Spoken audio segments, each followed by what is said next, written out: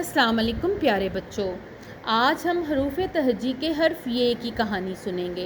ये देखिए, ये हर्फ ये है और इसके ऊपर 3 नुक्ते होते हैं। ये रे के ख़ानदान का चौथा और आखिरी हर्फ है।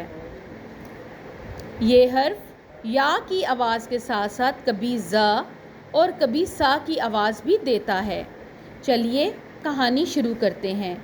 यालाबारी शुरू होने की खबर या टेलीविज़न पर देखते ही शिकारी ने जंगल से या अज़दहा पकड़ने के लिए तैयारी शुरू की। हम इस आवाज़ को या इसलिए कह रहे हैं कि जब भी ये शुरू में आती है तो या की आवाज़ देती है, लेकिन देखिए टेलीविज़न के अंदर ये से की आवाज़ दे रही है, जबकि अज़दहा में ये जे की आवाज़ दे रही है।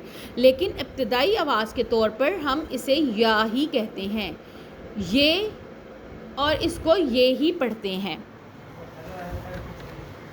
प्यारे बच्चों, आप इस तरह के और अल्फाज तलाश करके अपने दोस्तों से उनके मुतल्लिक गुफ्तगू करें।